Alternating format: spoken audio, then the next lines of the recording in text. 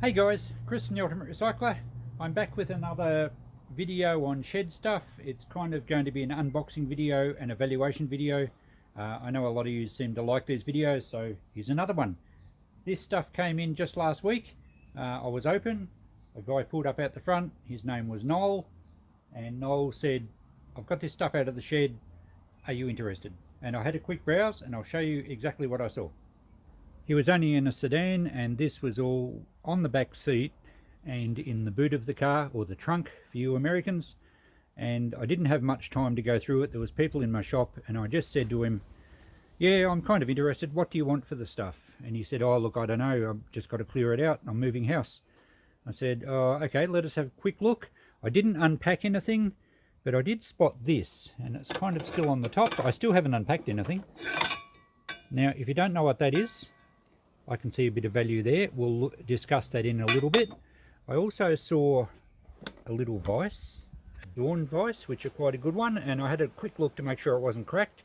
So just with those two items in mind, and the fact that there were some handy garden tools, I sell the hose quite readily. There's a big long crowbar here, so I could see a bit of value, and he's a local guy, so I said, all right, how about $100 a lot?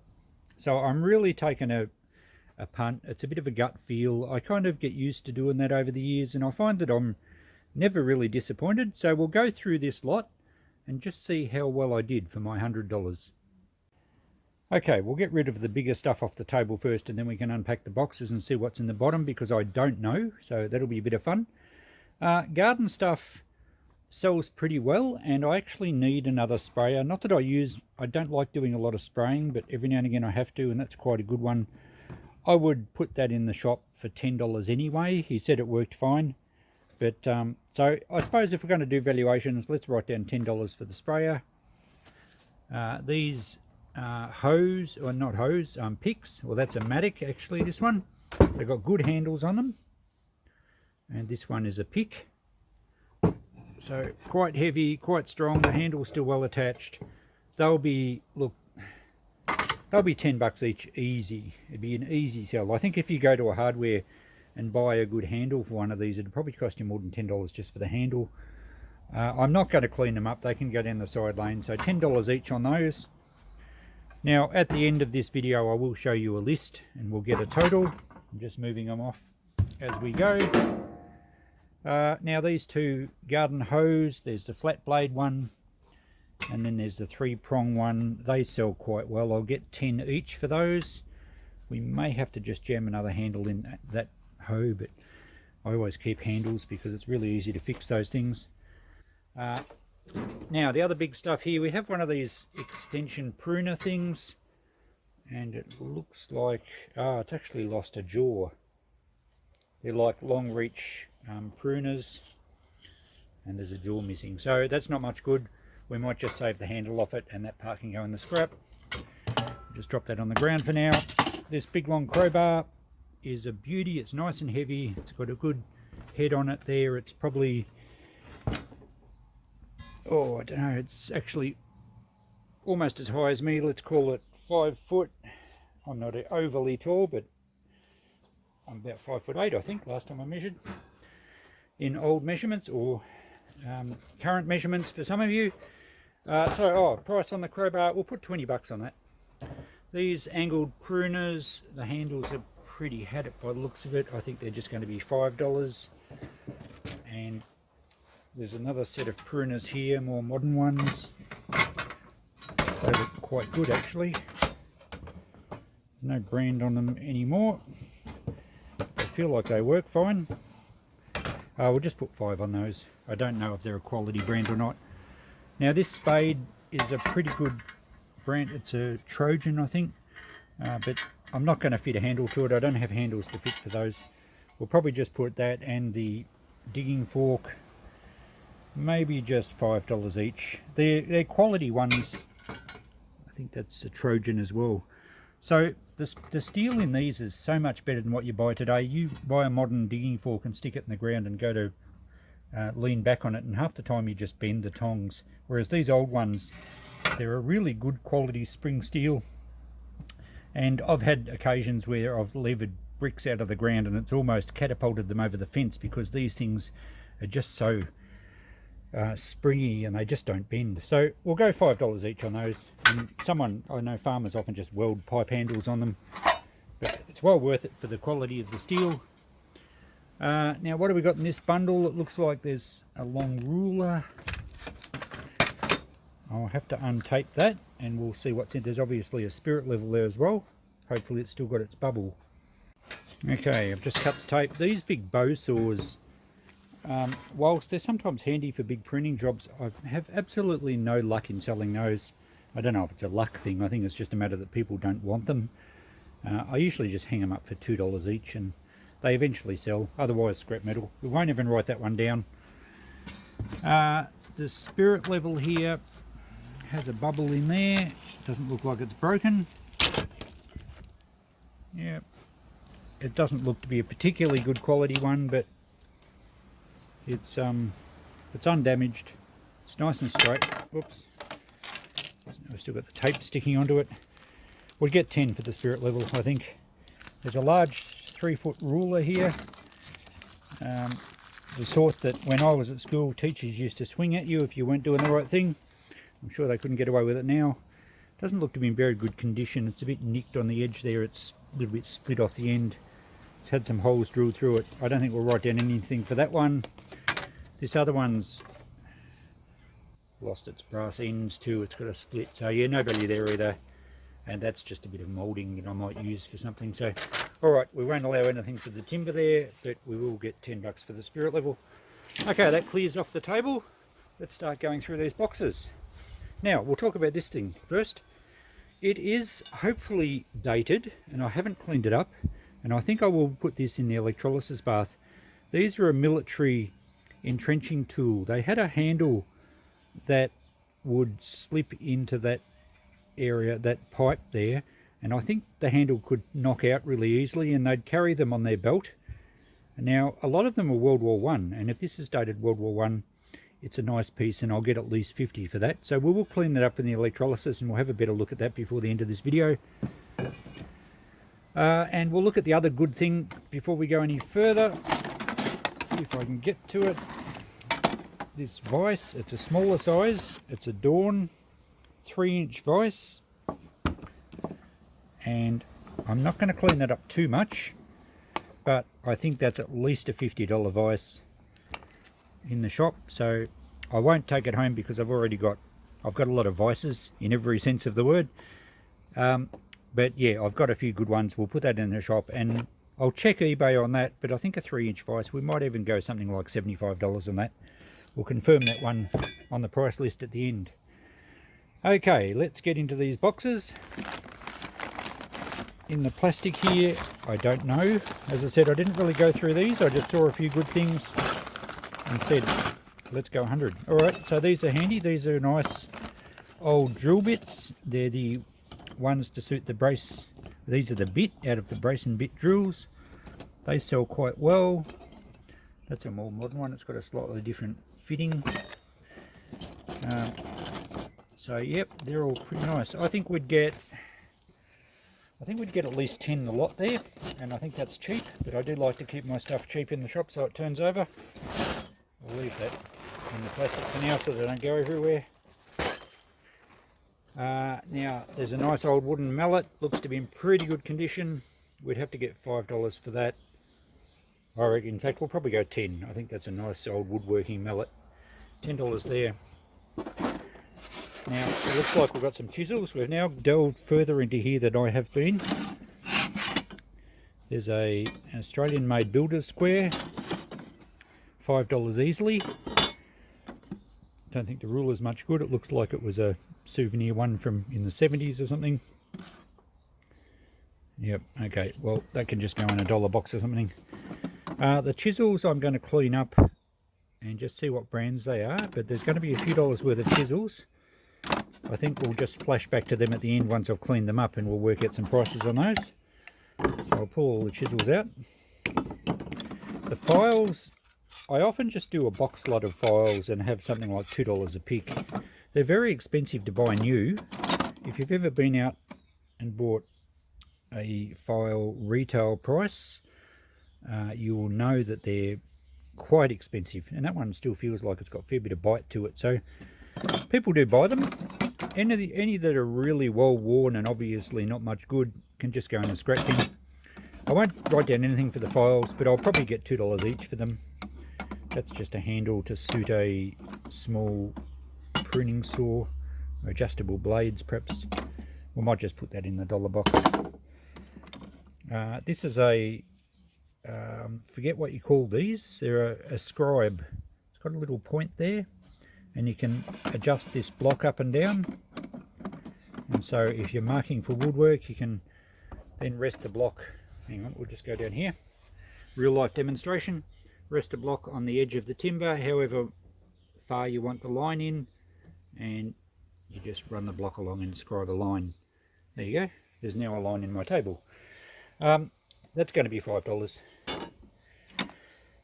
Just an old knife. There's going to be a bit of junky stuff in here, some scrap as well. There's another chisel, little hacksaw blade holder, probably just in the dollar box. I do get a lot of shed stuff that ends up in dollar boxes, like these little crimping pliers. You can buy them so cheap that I'm not going to try and get any more than $1 for them. I will be checking all the spanners. Some of them will be probably just in the dollar box again, but sometimes you get some good branded ones that can bring pretty good money.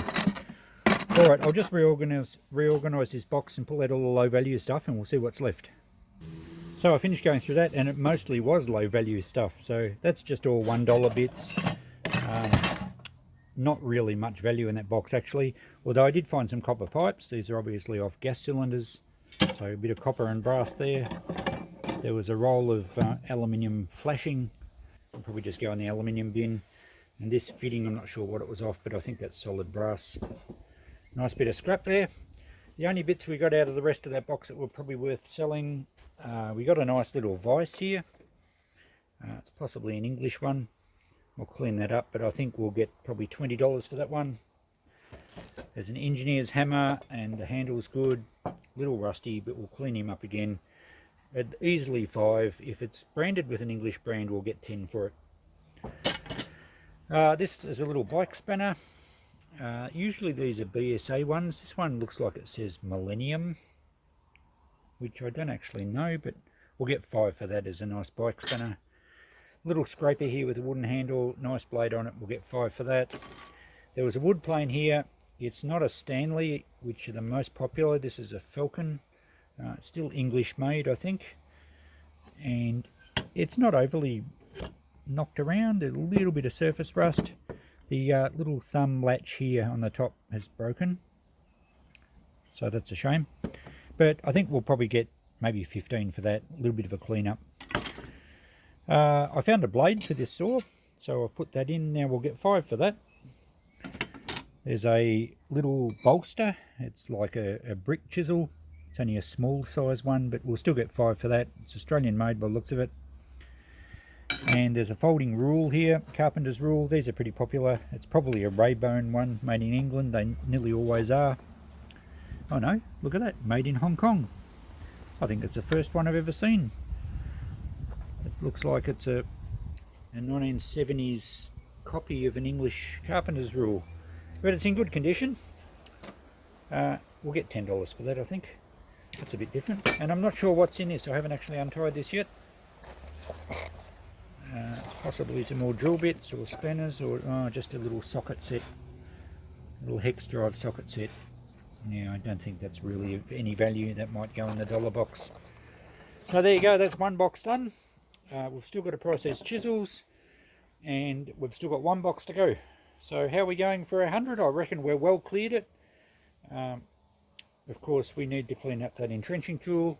In fact, that tool itself and the vise have put us into profit mode already, but it's just a matter of how far we go. What's in the bottom of this one? I can see some copper, so some good scrap stuff as well. I've recently watched a few scrappers videos on cleaning out sheds, and you really need to keep your eye out for things that, you know, scrap is such low value when it comes to tools. Now these hedge trimmers, they're nicely branded, English made, be really good quality steel. The handles are good. Easily $10 there. So scrap value on something like that is going to be less than $1. So yeah, just keep in mind that the scrap value is the lowest price you can expect to get for something. Always investigate selling. You know, you've got Facebook Marketplace, you've got eBay. I'm fortunate I've got a shop, but you could certainly have a market stall if you find yourself doing a few shed clean outs. This is a bottle capper for putting crown seal caps on bottles if you're maybe doing your home brew or something. We might just put 5 on that. I don't think they're as popular as they used to be. Okay, these drill braces, they go with the drill bits we saw earlier. They're very, very common and they're not that easy to sell. I'll get $10 for a good one. The timber handles and everything on this one are pretty good. I might give that a little bit of a clean up. We'll probably get 10 for that. And I think there's another one here as well. Now that one's lost its handle, or its center swivel handle, so that might be just a 5. We have some more. Oh, here's the rest of the copper pipe, and it goes up to a breech, brass taps and everything. There's some good scrap value there, so they can go in our scrap pile. What's in this rag? We have some spanners. Let's check the brands. Matador 716, so it's an AF size. Steinolder, German brand perhaps, a bit rusty. I think we'll give these a quick scrub up with some steel wool. It polishes up the chrome very well, and we'll be able to see it's a German made one as well. So we'll get a few bucks for those. They're certainly better than dollar spanners. Hang on, I've got some mosquitoes biting me. Alright, so they can be cleaned up. There's probably going to be... Oh, we'll wait until they clean up before we price those. Let's get this rag out of here.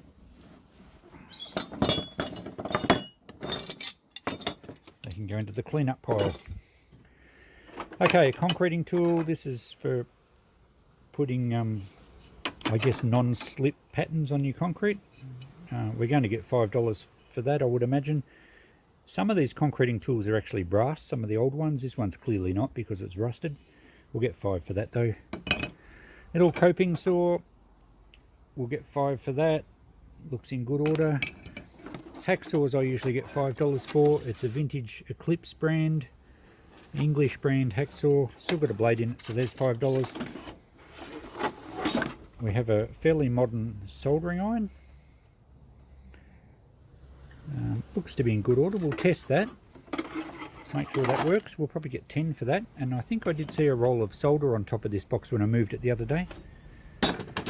A hand drill. These are usually English as well. It looks to be in good condition. Some of them, the cap off the handle unscrews and you have drill bits in the handle. This one doesn't look like it does. It looks to be in pretty good order, that, and it turns around nicely. We'll probably get $20 for that.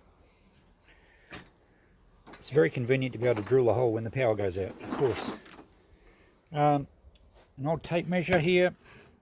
This one looks like, I just checked that the tape is readable. This is what happens with a lot of them, because they're actually a steel band. They go very rusty and then you can't read them. Oh, you can read that side. Oh, okay. Maybe it didn't have print on the other side. Yeah, that doesn't look too bad.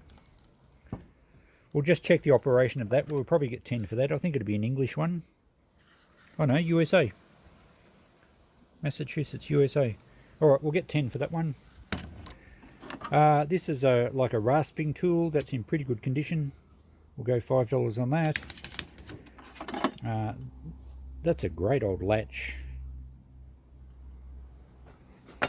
Sometimes I keep these for projects. I recently made a gate for my side lane and I could have used one of these to pin the gate open. I'll probably get 5 for that. It's a nice vintage one. A water sprinkler. Unusual looking head on it. Adjustable that way. Yeah, well, we might get $5 for that too. It's a bit beaten up, but there's another one here, a more modern Pope sprinkler. These work quite well. We'll go 5 on that one as well. Lots of $5 price tags. I know, I just find it easy. I don't price anything in my shop in increments less than $1 because I don't really like mucking around with coins, and most of the time it's either $1 box or up to $5. I rarely price things in between. Those secateurs look pretty beaten up. I think we'll just put them in the dollar box. A little putty knife there can go in the dollar box. We have a Dick Smith Electronics, that's probably 1970s. A little ohm meter battery checker. Looks like it's missing one of the pins. Yeah, that's probably going to be in the dollar box too, actually. Another concreter's tool, a pointing tool. We had a few of these, actually. I might make a group of concreter's tools. There's a lot more here. I think we'll probably put a whole box of them together and maybe put 10 on the lot. Yeah, not in bad condition. Much larger one there. Not much value in those though. I was hoping to see a bit better value in the bottom of this box. Another file, an old knife blade, probably only scrap. These sheep shears will sell okay though. It's lost the point. These are actually crutching shears. They're a bit smaller than the normal blade shears. Click go the shears, very Australian. We'll probably get 10 though, all the same for those. I'll clean them up. And these other ones are a bit larger. They're quite a good pair. So we'll get 10, maybe even 15 for those. We'll see how they clean up. Little clamp here, I don't know what that's off, but it's got a nice chunk of brass on it. Probably just scrap. More concreting tools. That looks like pocket multimeter. Oh, that's the multimeter, the Dick Smith multimeter. What's in here? Probably electrical terminals. Alright, well, I don't think the other leads there. We might put it all together and put 5 on it. See how we go. Someone can decide if that's worth $5 or not. There's the roll of solder. I knew I had one somewhere. We'll put that with the soldering iron. Another concreting tool there. I think we'll price that separately. We'll get 5 for that, like we had 5 for the other ribbed one. And we'll just put all the more common concreting items in one box. There's a little miter box. Well used. Very well used. It's even broken the bit off the end. I think that'll probably go in my firewood box now. A little sprinkler. These sprinklers are okay. Little die cast or cast zinc sprinkler. We'll get 5 for that. No worries at all. And the last thing, in a plastic bag. What's in there? Oh, that looks interesting. We might have a bit of value in the last bag. We have an adjustable drill bit. Not exactly sure what these are called, but I think that's going to be a $10 item. We'll give that a clean up as well. Oh, there's another one. Alright, so they're pretty good. So maybe 10 each, or maybe 10 and 5. I'll work that out when they're cleaned up. So there we go. That ends our going through the boxes, the vintage tool unboxing section. I'll do a bit of cleaning up, I'll write a list, and I'll show you the results just to finish off this video. Did we do okay out of our 100? Yeah, I think we did. Bit of work cleaning it up though. Before we get to the list, let's have a look at our entrenching tool head that's been bubbling away here for probably about 4 days. May even be 5. I've been too busy to get back to it, but I did check that it's bubbling away, and you can see it's really got a nice black patina now. So I'll take that into the sink and give it a scrub up, and let's hope we can find some identification on it. Okay, I've just got some warm soapy water. I've got a stainless steel scouring pad, and I've got the tool, which they get very black, as I've mentioned a few times with the electrolysis. Look at that. So you don't want to do this in your kitchen sink or somewhere where you're likely to get into trouble if you make a mess. So I've never had one of these without army marks on it, so I'm fairly hopeful that we're going to have a good piece. Let's give it a good scrub up and have a look. Oh, I think there's some marks there. We'll just scrub a bit more. I'll just get all the obvious, the black off it for a start, so it's not quite so messy.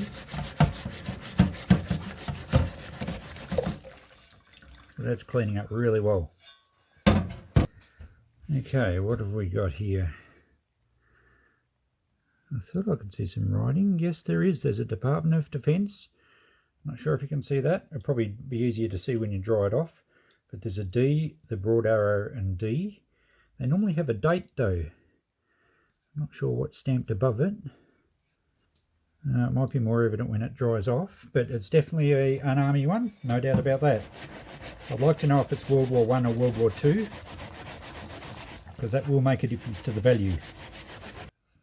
Alright, let's dry that off and have a good look at it. Okay, didn't that clean up well? I just love the look of this, of the steel, once it's been through the electrolysis tank. And all I'm going to do with that is just spray it with some clear lacquer, just to stop it rusting again. Now, I couldn't see any marks at all on this side. But on this side, we've definitely got a Department of Defence. That should be pretty easy to see there. And it looks like HB, but there's no date. And that's a little disappointing. I've certainly seen them with World War I dates, and I'm pretty sure I've seen them with World War II dates. So I don't know which war to attribute this to. That may be a mark there, but I don't think it's a date anyway. It may be just another broad arrow. I couldn't see anything else on the sides. So I would suggest that, well, I don't know. I don't think we can attribute it to either war. But either way, I think that's a $50 piece easily. I think I'll put about 75 on it actually. I might just check eBay. Maybe we might even run it through eBay. I'll just see what the results are on there and we'll decide what to do. Okay guys, I'm home in the workshop. We need to finalise this video. I've cleaned up the remaining tools. Let's have a look at them and see how we did. Okay, let's start with this entrenching tool. As you saw, it cleaned up really well. I've actually just sprayed it with a clear lacquer just to prevent it from rusting. Now, I did some research, I believe, and I had some nice people help me out on a military collectible Facebook group, and I believe the HB is indicates it's Australian made, and it stands for Horwood Bagshaw. Which were a big machinery manufacturing company. I don't know that they're going anymore, but I know they made agricultural machinery, and clearly during the war they made supplies for the army. Now, we think it's World War II, and I say we think because most people who commented on the photo I put on Facebook thought it was World War II era. A few people suggested that because this is cast in one piece, it's a later one. But since then, I have actually seen one much the same as this, which was actually stamped 1916. So we think it's World War II. It's possible it's World War I. Regardless of that, I think it's worth about $75. I found a few similar ones sell on eBay, and they made that plus postage. I reckon I'll get $75 for that through the shop. All right, let's move on. The chisels all cleaned up really well. Some of them are English, some are, that's an English one. It's got, even though it's got a kangaroo on it, I think that's Robert Sorby, which is a Sheffield manufacturer. So they're good quality. Most of them I think might be Titan ones. I've priced them out at 15, 10, 10, 10, 10, and I think that was 15. I have no trouble selling wood chisels. The blades are all pretty good. They're not badly nicked. They would sharpen up really nicely. Good quality steel, as I said. So that adds up to $70 for the chisels. We priced out these other things. I just thought I'd show you how well they cleaned up. And the spanners did have a bit of surface rust that wouldn't really come off. But they cleaned up okay. I put $5 each on the spanners. The other couple of things here we've already talked about, but I just thought I'd show you how well they cleaned up. That Scribe works brilliantly, as you saw, and it's in nice condition. I did put 10 on that, and I put 10 on the engineer's hammer. Original handle. It's still got part of the transfer there. I think they're a hickory handle, so we should have no troubles getting 10 for that. Let's look at the notepad and wind things up. Okay, all the prices are pretty well, as I've mentioned through the video. There are a couple of things I've sold already. The crowbar's gone, the builder square's gone, the Falcon wood plane, I did get my 25 for that. The folding rules sold. One of the drill braces has sold. The box lot of concreting tools for $10 sold first day I put them out. The meter and terminals, a die cast sprinkler, and I haven't even actually put these chisels. In fact, all this stuff here hasn't been even put in the shop yet. So what did we end up with? Did we do okay for our $100? $645 it all priced out at. So it constantly surprises me, and I've been doing this for near 20 years, how things add up. And that's why I'm reasonably confident sometimes in saying to someone, oh, $100 a lot. And I've got to say, Noel, when I said $100, Noel jumped like he said, quick, quick, give it to me before you change your mind. I don't think he was expecting anywhere near that. As it turns out, I did spend about 3 hours cleaning everything up, apart from videoing. When I take my time into account and applying a formula I use for buying through my shop, it actually works out that I paid pretty well on the money. So I'm pretty happy with that. Of course, I have to sell the stuff, but I have sold a bit already. Now that our lockdowns have eased in Australia, I'm starting to be able to open a bit more, and I'm sure we'll be able to turn stuff over. So thanks for watching, guys. I hope you enjoyed that. Which was your favourite tool out of the lot, and were you surprised at the total? I mean, really surprised. As I said, I'm kind of... It does continually amaze me, but I'm kind of expecting it now, I guess. And I said at the start of the video that when I'm quoting, I tend to go on a hunch, and I'm never really disappointed. So perhaps I've got a skill there. Which was your favourite item? Well, no prizes for guessing that this was mine. I do like finding military stuff, and tools I've always been a fan of. I loved how it cleaned up. So that was mine. Let me know if you liked anything else in this lot, and let me know if you enjoy these videos. So thanks for watching. Bit of a long one this time, but I know you guys like it. We'll see you in the next video.